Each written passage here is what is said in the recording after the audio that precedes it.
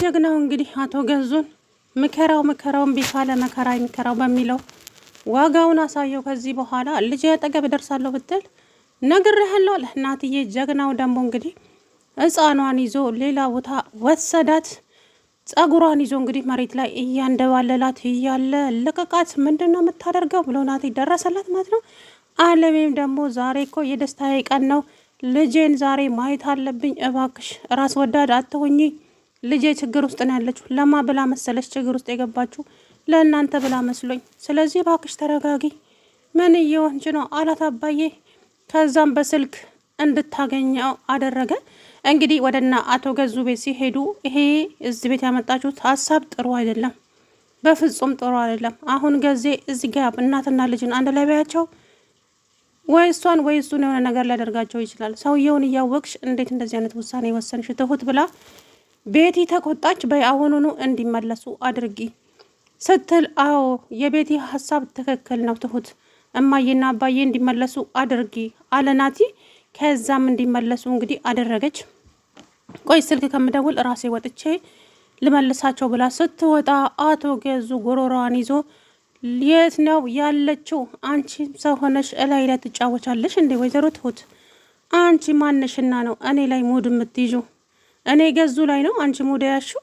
አለሜ አባዬ ጋር ነች ብለሽ ሲሄድ እዛ ማንም የለም፣ እኔ ላይ ነው ጨዋታ የጀመርሽው ሲል እንግዲህ ጎሮሯን ይዞ አስለፈለፋት። እባክህን እዛ ነበረች፣ በቃ አላቅም፣ ተወኝ፣ በቃ እኔ በመንገድህ አልገባም፣ በመንገዴ አትግባ እባክህን ብላ ተማጸነችው ማለት ነው። እንደዚሁ በቀላሉ መለቅሽ ይመስልሻል እንዴ? አሁኑኑ ልጅሽን አምጪ ብሎ እንግዲህ ወደ ቤት ሲመለስ ናቲ ዋነች ቤቲ እግሯ ላይ ወድቆ እባክሽን ቤቲ ውለታሽን መቼም አረሳውም፣ እችን ብቻ ተባበሪኝ፣ ልጅቷን እኔ ከዚህ ቤት ይዣት ልሂድ፣ አለበለዛ እቺ ልጅ ህይወቷ በሙሉ ገሀነም ነው የሚሆንባት፣ እባክሽ። ከዛ በኋላ እሺ ቶሎ ይዘ ሂዳለች ቤቲ። ልጅቷን ይዞ እንግዲህ ሸሸ ማለት ነው። ሲመለስ የታለች ልጅቷ የታለች? ያዙ ይልቀቁኛል እንዴ? አላቅም፣ እኔ አያቷ ነው መሰለኝ፣ የሆነ ሰውዬ መጥቶ ይዟት ሄደ አለች ቤቲ። አሀ ገጠር ብትልኪያት ከእኔ የምታመልጥ መስሎች ነው እንዴ? ወይዘሮ ትሁት አሁን ገና መሞቻሽን አዘጋጅተሻል። ስለዚህ ለማደርጋቸው ለእያንዳንዱ ነገር ኃላፊነቱን ትወስጃለሽ።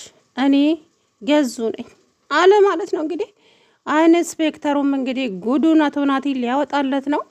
የሰጠውን ማስረጃ እምን ላይ ያደረስከው? በቂ ማስረጃ እፈልጋለሁ። ሰውዬ ምን ሆነሃል እንዴ? በስራዬ አትግባ ሲለው በስራህ አልገባም። በስራህ ለምን እገባለሁኝ? ግን ምን መሰለህ ኢንስፔክተር፣ የሰጠው መረጃውን አስገብቻለሁ። የት ነው ያስገባው? ሄጄ ልጠይቅ ሲል መረጃው በጣም ደነገጠ ኢንስፔክተሩ። በስራዬ ለምንድን ነው? በኋላ እንግዲህ ያዙ ይልቀቁኛል አቶ ገዙ ማለት ነው። አለሜም ደግሞ እኔ ዛሬ ሞቼ ይገኛለሁ፣ ልጄን ዛሬ ማየት አለብኝ፣ ልጄን ዛሬ ሳላይ አላድርም። አለሜ ስለፈጠረሽ እንደ በምታምኘው አምላክ ይሁንብሽ፣ ራስ ወዳድ አትሁኚ። ትሁት እኮ ላንቺ ብላ ነው እዚህ ጦስ ውስጥ የገባችው አይደል እንዴ? ቆይ ለምን አንቺ ልጅሽን ላግኝ ብለሽ እንደዚህ ትሆኛለሽ? በስልክ አገኘሽው አይደለ? ፈጣሪ ደግሞ ሲል ሁሉም ነገር ሲረጋጋ በአካል ትገናኛላችሁ። እባክሽን አለሜ ለምንሽ፣ እባክሽ ልጄ እኮ ስቃይ ውስጥ ነው ያለችው፣ አይታይሽም እንዴ? አውቃለሁ፣ ይቅርታ፣ ግን ልጄን ማየት ስለፈለግኩ ነው። ታይዋለሽ አታዩም አላልኩም፣ ግን እባክሽ ነገሮች እስከሚረጋጉ ጠብቂ አለሜ እባክሽ አላት። አባዬ እንግዲህ እንደምንም ብላ እሺ አለች።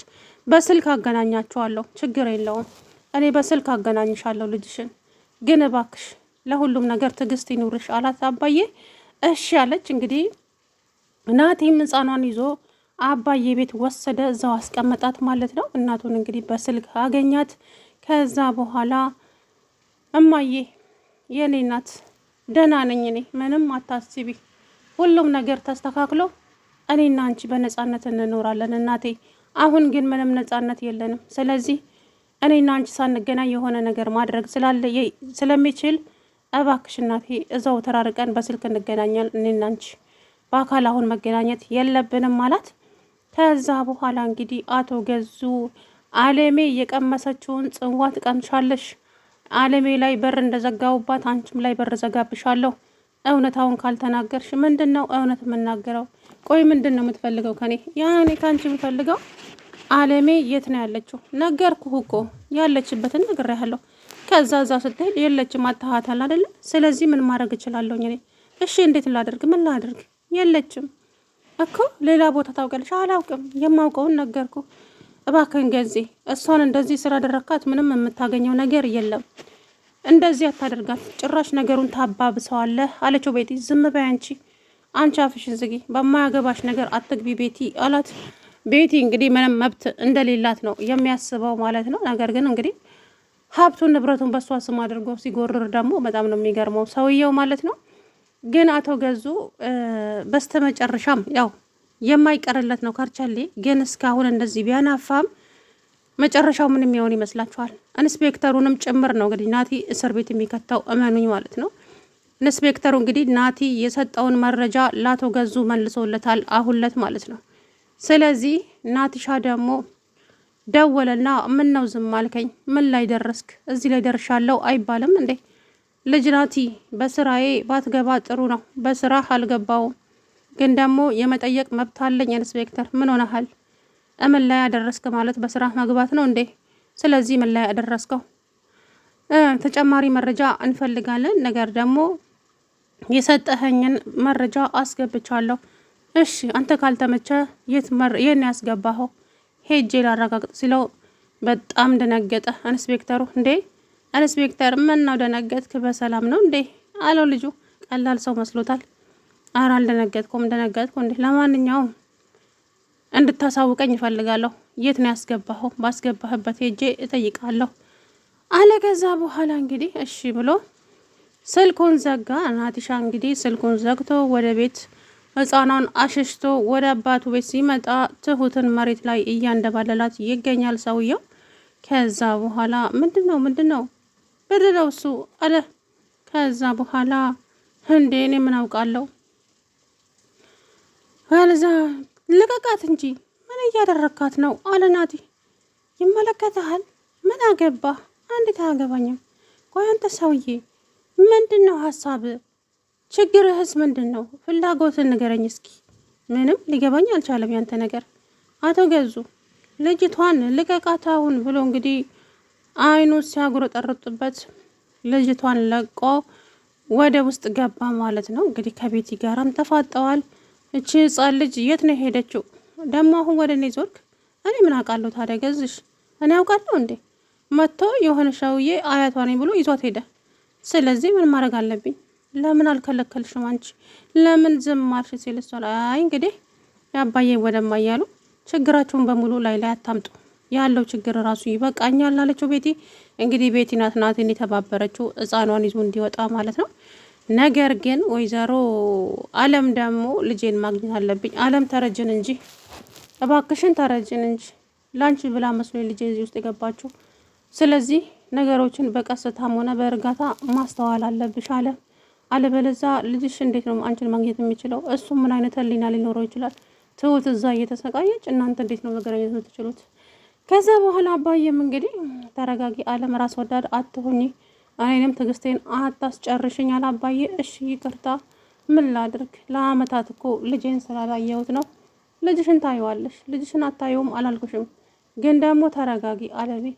ካልተረጋጋሽ ምንም ማድረግ አትችይም። እሺ በጣም ይቅርታ ስላስጨነቅኳችሁ ይቅርታ አለች አለሜ። ከዛ በኋላ እሺ ችግር የለውም አላባዬ። በስተመጨረሻም ግን እሷ ደግሞ ወደ ቤት እንግዲህ ስትገባ አባዬ ለአባዬ ህፃኗን ሰጣት። አባዬ አደራ ከአለሜ ጋር እዚህ ትሆንች ልጅ አንድ ላይ ሊሆኑ ጥሩ ነው እዚህ። ስለዚህ ያሰውዬ እፋለመዋለሁ እስከ ጥግ። የኔ ልጅ ራስህን ጠብቅ። ለሞ ልጄንም አደራ። ታውቃለህ ትሁት ለራሷ ኖራ አታውቅም፣ ለሰው ነው ኖራ የምታውቀው ዘላለሟን። ስለዚህ በቃ አውቃለሁ አባዬ፣ የትሁትን ውለታ በምን እንደመካፍለው አላውቅም። እሷ ለኛ ብላ ነው እንጂ እኮ ስራውን ዝም ብላ መስራት ትችል ነበር። እዚህ ጦስ ውስጥም አትገባም ነበር። ለእኔ እውነታውን ስለነገረችኝና አለሜ ከዛ ውስጥ ስለወጣች ብቻ ነው ይሄ ሁሉ ነገር ልጅቷ ላይ እየደረሰ ያለው። ለማንኛውም ተው አባዬ፣ ሁሌም ከጎኗ ልቆም ዝግጁ ነኝ አለ ናትሻ። አዎ አደራህን ልጄ አለው አባዬ። ከዛም አባዬ እንግዲህ ወደ ቤት ተመለሰ። አቶ ገዙም ያንን ቦርጩ ወደፊት እየገፋ ከዚህ በኋላ የአለሜ ጽዋ ላንቺ ይሆናል። እኔ ገዛኸኝ አይደለሁም፣ ዋጋሽን እሰጥሻለሁ። አለሜ ያለችበትን እስካልተናገርሽ ድረስ አላቅም አልኩ እኮ ሰውዬ፣ ምን ሆነሃል? አላቅም አለችው። ከዛ በኋላ እንግዲህ ትሁት በጣም ተናደደችና